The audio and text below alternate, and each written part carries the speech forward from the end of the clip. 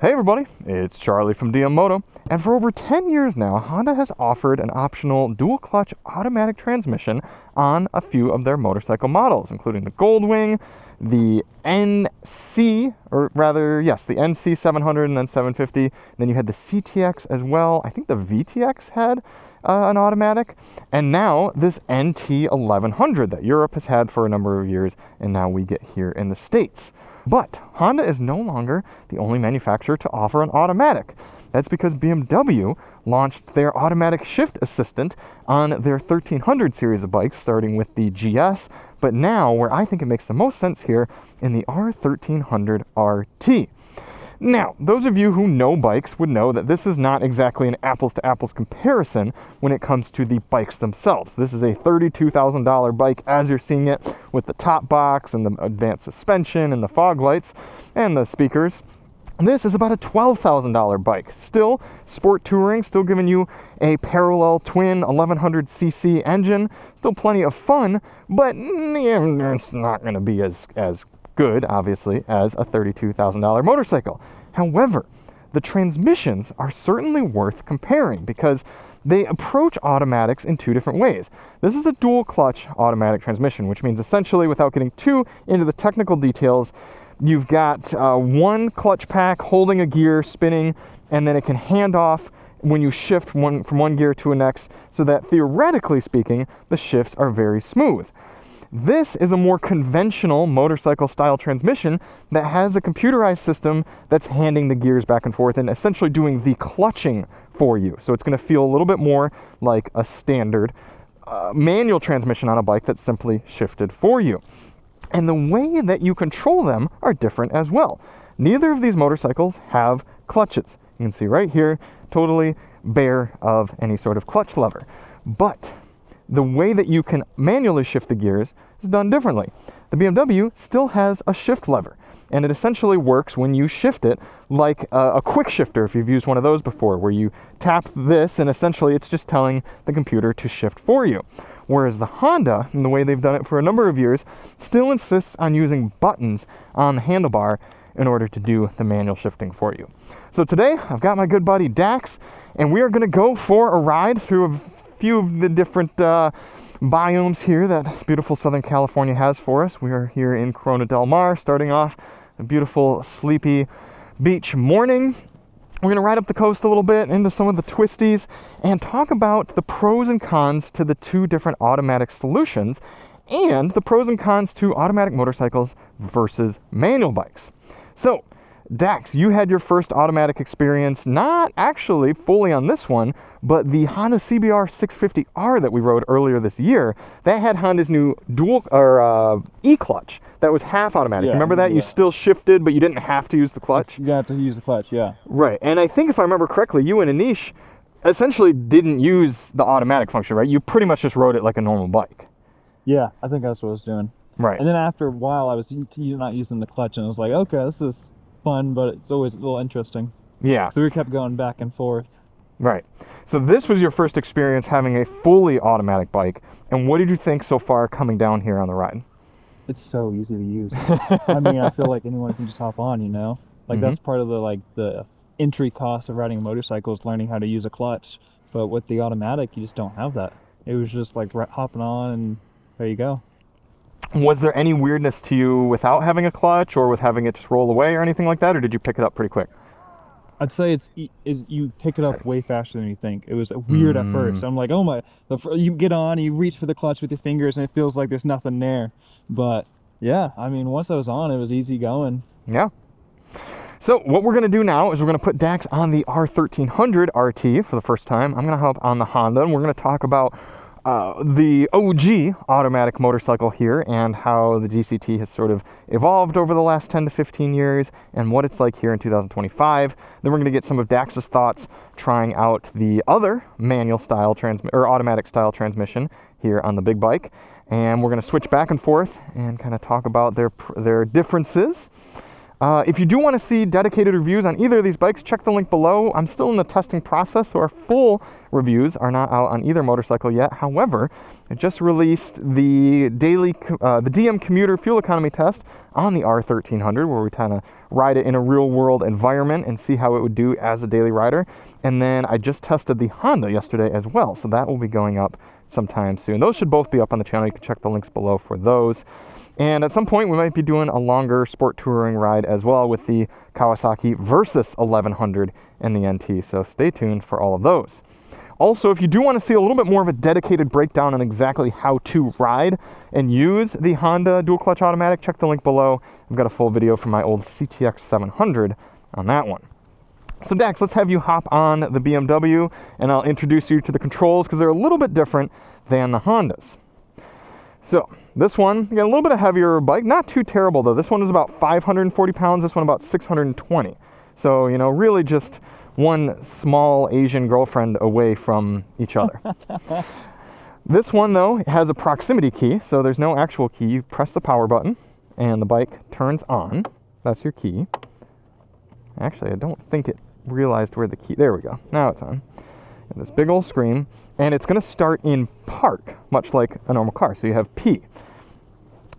Kickstand is up, yep. All right, so what you're going to do is pull in the brake and press the starter. Yep. Now you're in neutral. Now, this has a traditional shifter lever. So what'll happen is you can go ahead and push it down into first.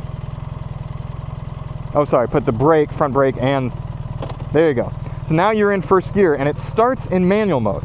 So it's same as the Honda where you roll off and you don't have to do the clutch, but it'll be as a manual, so you'd have to shift and up and down and everything. But press this and now it's in D, full automatic like the Honda. So go ahead and start with that since you were used to the automatic there. Get used to this bike. We'll kind of ride a little bit around the parking lot and then head back up the hill. It's not really that, it's not a harder bike to ride. Once you get going, you're gonna realize this is potentially the nicest motorcycle on the market. It's so smooth, such a good, like you thought that was a comfortable bike, this is next level. Yeah, this already feels so comfortable. Yep. Now the Honda's a little bit different where, again, when you start it, it's also going to be in neutral.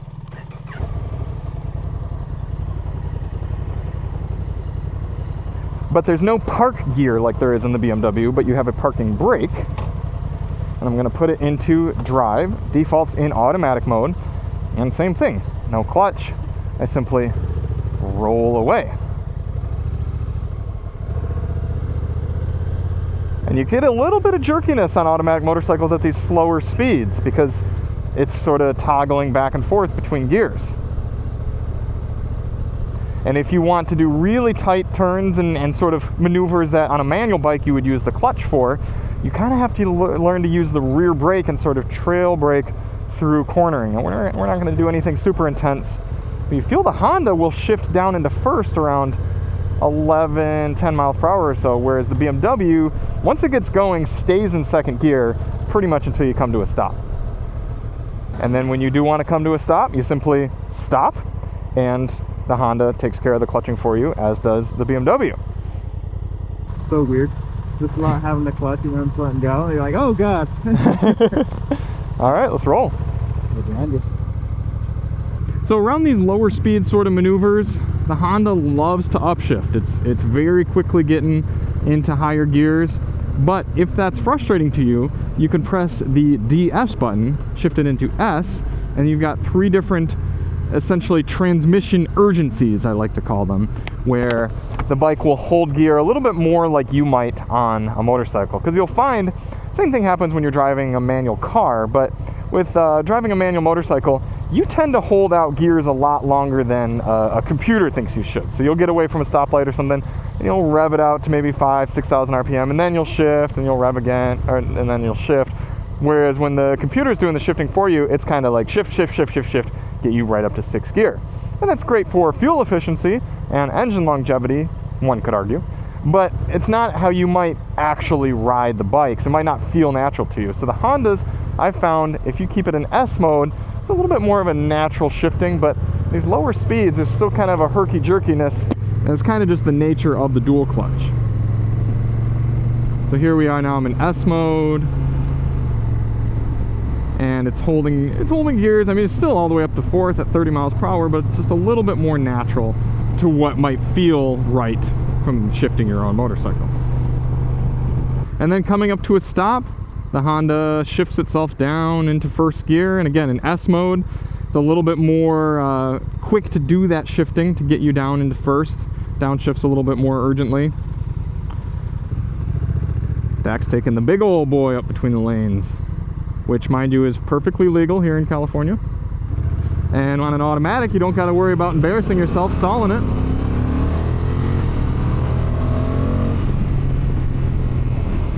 And if you're ever worried that you won't be in the right gear, typically if you mat the throttle, it's going to shift for you. So if I go into drive here, and we're just driving along, and it's all the way up in 6th gear, and then I decide I want to go fast, you can see the bike dropped 2 gears, got down into 4th, and then pulled away. Now, if I know that I'm going to want a lower gear and I don't want to wait, I can use the little shifters on the left side, and I can control the gears on my own. And you can do this on the Honda in either automatic or manual mode. So right now we're still in automatic, but I'm controlling the gears on my own, and then the bike's starting to shift. But say right now, all right, I don't want to be in 4th, I want to be in 3rd. I can downshift, and then it kind of keeps fighting me. It's staying in 3rd, but now it's shifting. So you can play around with it a little bit there.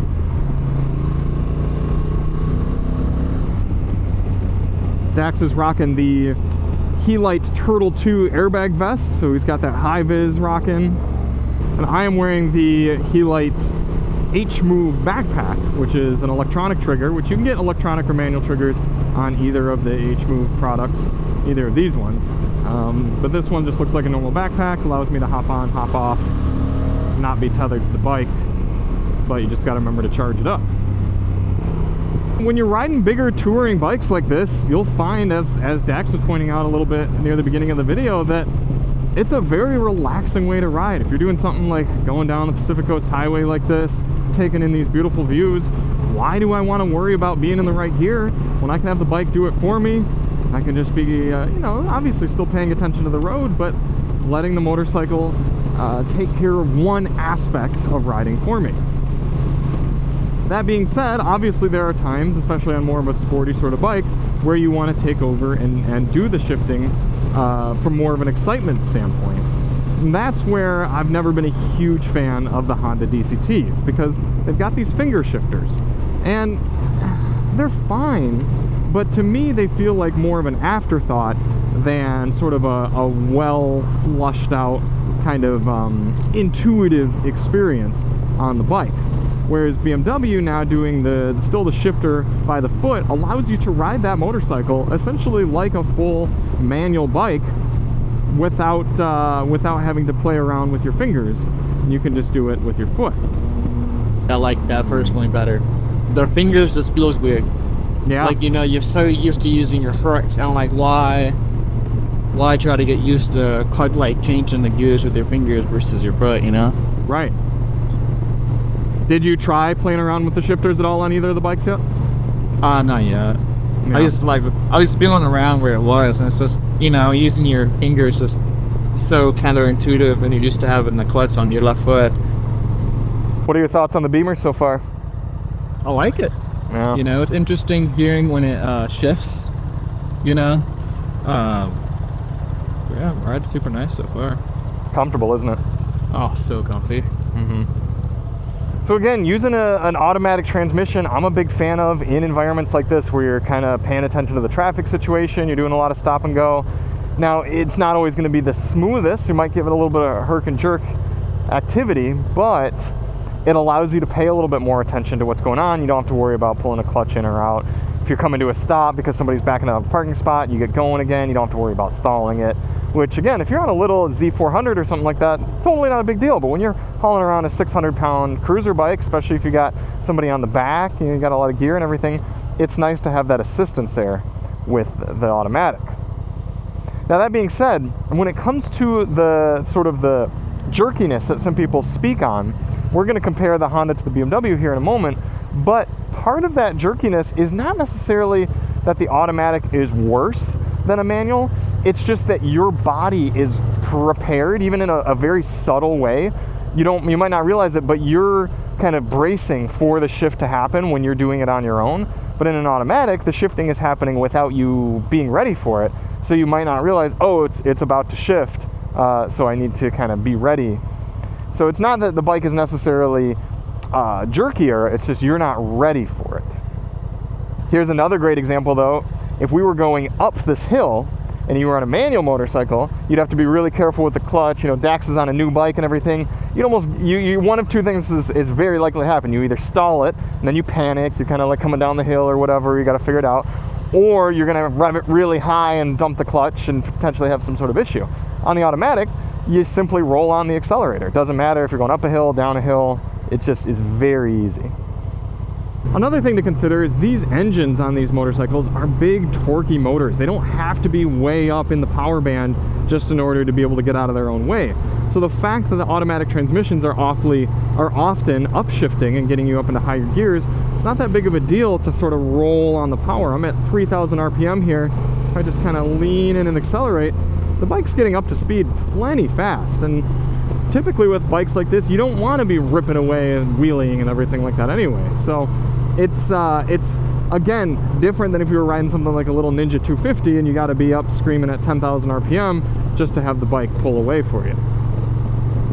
All right, so once the road opens up a little bit, obviously again automatic, you can just full twist and it downshifts for you. I've got it in S mode right now, so it's a little more aggressive with its shifting, but I will go over into manual now.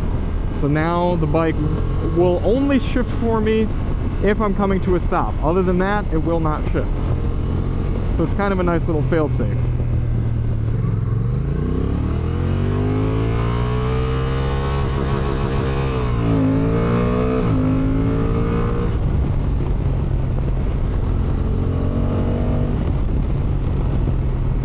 But again, it's nice to be able to just, when you're done, shift it back into automatic and then chill out, take in the scenery, cruise, just let the bike kind of do it for you. Okay, we're going to swap bikes now, pull them up here, and then we'll get experience on the newer automatic, the BMW ASA, automatic shift assist. On to the BMW. So like I said, this one, different method of handling shifting than the Honda. A little bit different method of initializing it as well. So, haul this thing up. It's in park. We're going to hold brake and starter, and on it goes. And now it's in neutral. There's no sort of parking brake or anything. You can do the brake hold, and then if I were to shut the bike back off, it would, I thought it would go into park. Maybe if I do the whole power. Oh, okay. I'm actually not sure why it didn't go into park there.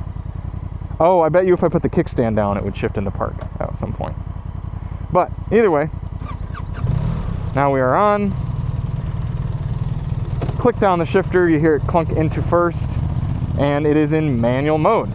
You can press this D/M, and now we're in automatic. So again, I simply roll onto the accelerator, and away we go. Now the BMW doesn't have a dedicated sporty shifting mode the way that the Honda does. It just has D. But you can actually change the ride modes between rain, road, dynamic, and dynamic pro in order to get a little bit of different shifting characteristics. But it kind of goes along with everything else, the suspension and the engine and the braking, all of it sort of get adjusted together. And that being said, I have found that the shifting algorithm and decision making on the BMW is a bit more intuitive than it is on the Honda. We seem to have lost Mr. Daxton. There he is. He's making his way around the confusing parking lot. In road mode, the Beamer seems to hold gears out further than the Honda. So you can see 30 miles per hour, almost up to 40. It's just when we're getting into fourth gear, whereas I bet you Dax is probably already in sixth gear. Yeah, yep. I got to sixth gear, 35. There you go. Yeah, the Honda is much more aggressive with its upshifting. in D mode. Up here, cruising highway sort of speeds, same song and dance as the Honda. Gets nicely up to 6th gear. You've got plenty of torque to pull yourself up to higher speeds without having to downshift. The BMW does seem a little bit more reluctant to downshift than the Honda. So if I go full throttle here, it drops to 5th, but no more. And it certainly could have stood to go down to 4th, but it didn't. Now, if I were in a more aggressive ride mode, it would be more likely to do that. And again, coming up here, slowing down, the bike's downshifting fairly smoothly. You really don't feel it much. Down to 2nd. Feel it a little more at those lower speeds. And then again, getting back up to speed. When it comes to these on-throttle shifts, the BMW is not as smooth as the Honda, because the Honda's already got the next gear ready to go. It's a much quicker slip and engagement. It barely even has to get off the throttle. The BMW actually has to pause slightly like you would in a manual, do the shift, and then get back on. However, when you're riding around very smoothly, calmly, and without much accelerator application, then the BMW is a little bit smoother than the Honda, just by nature of being able to sort of feather the clutch just a little bit. What are your initial thoughts now getting back on the Honda? It does shift gears a lot smoother. You do think that one's smoother? I do, yeah. Especially like you were talking about on the throttle. Because on the BMW, you feel it when you're going up on the throttle and, you know, you're gassing it. But this one, you don't feel it as much. I like the Honda, I do. Yeah? I do think it upshifts a lot differently. I probably am more used to it on sport mode. Actually, I'll switch over to that now. Yeah, I typically ride that bike in S. Yeah. So, I mean, I was going up to 30 and it was like 30 in 5th gear. Like, oh my gosh. Right. And it's also responding to how aggressive your throttle input is. If you come away from a light and you're full tilt, it'll bring the gear all the way out, just like an automatic car. But if you're just real easy on it, it'll shift quick. S just seems to make it a little bit more natural feeling.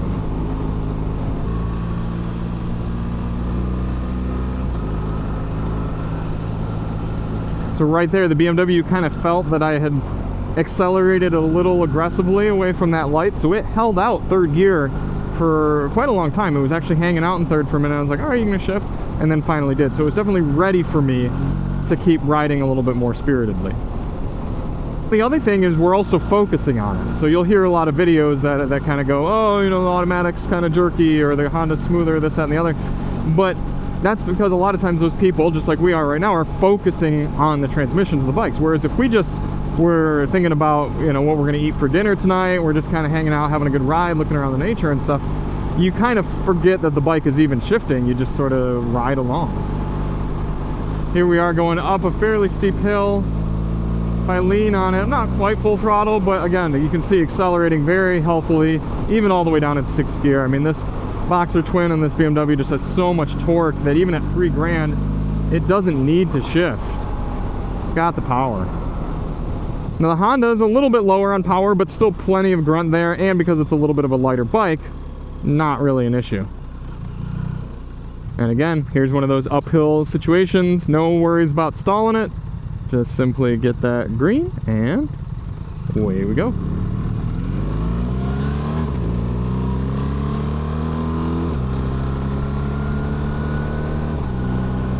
Now, BMW is putting this automatic shift assistant transmission in the other forms of the 1300 series bikes as well, which include the 1300 GS. And if you're somebody who's purchasing a GS and you're essentially never taking it off-road, then I could certainly see getting the automatic.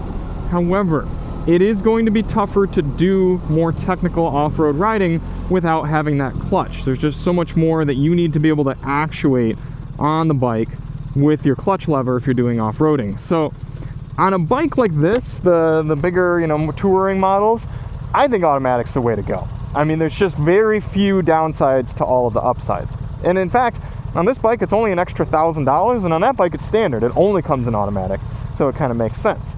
But for the BMW, the GS, that's a little more off-roady, I could see you passing on it and sticking with the conventional manual.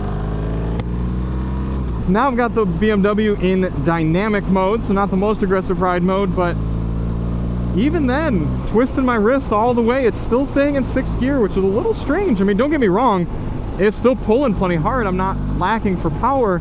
It's just interesting that it's not being a little bit more of an aggressive shifter. Also, quick shout out to Kawasaki North American headquarters. They gave us an automatic motorcycle in the form of the Ninja 7 Hybrid. Did not work as well as these. So hopefully Kawasaki continues to innovate and get on their automatic, maybe for something like the Versus. Fun fact, if any of you saw the videos from about a month ago or so where somebody saw a cougar while running down the, bicycling down the trail, I was right here in this park, Whiting Ranch. All right, so we're out here in a little bit more of the canyon roads. We'll shift it into manual and just kind of treat the R1300 like a manual bike now. So we see we got 4M, and I just use the foot shifter, open the third. And it straight up just feels like a normal motorcycle, just using a quick shifter, so you're not using the clutch. And you can shift, I believe, in any direction. Yep, okay. Oh, this person's also gonna go right. So we'll just go straight.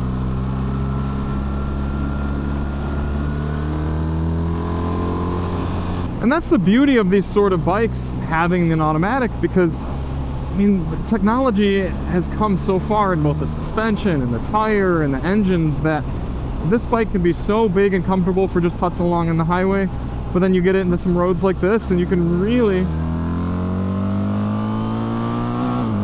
open it up and swing around some corners.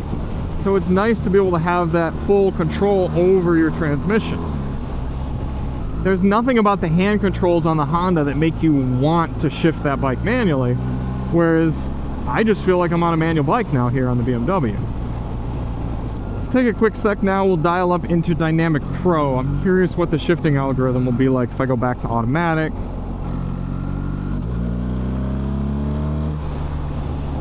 So it's full throttle or 4th gear. Hard on the brakes, we're getting that upshift or the downshift.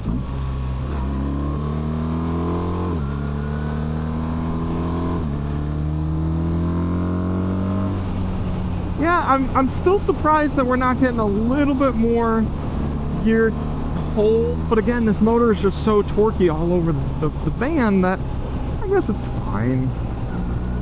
So here we are just cruising now, Dynamic Pro. There's 5th and there's 6th. Yeah. So maybe there's something I'm missing, but I don't think so. I would just like to have a little bit more of an aggressive shift algorithm in automatic. But that being said, I think BMW just expects, okay, why don't you just shift on your own then? Because even here in automatic mode, I can shift on my own, dial it in a third, ride through a corner or something, let it hang out for a little bit, and then eventually it'll take back over and do the shifting for me. So I get that. I'm just kind of surprised that Dynamic Pro doesn't have a little bit more of an aggressive algorithm. So again, low speed, I think the BMW, I prefer the way it doesn't really shift into first. It kind of just stays in second, and you feel it kind of modulating the clutch for you. Whereas the Honda, probably, Dax is probably in 1st gear now, and it's sort of a little clunkier for lower speed maneuvers.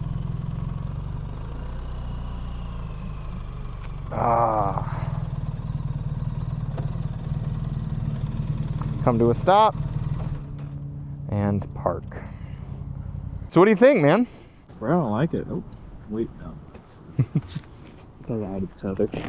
What are your thoughts? What are your thoughts between the two of them shifting wise? The BMW is a little harder on the shifting when it's like you're throttling up. I didn't notice that as much on the Honda. Honda's just smooth, you know. Once we're like kind of cruising and stuff, honestly, it's nice being able to just take it easy. It's like one less thing to think about, and you really can like look at the scenery a little bit more, and it's kind of exactly what you want in like a touring bike, you know. I don't necessarily want to be thinking about what clutch, you know.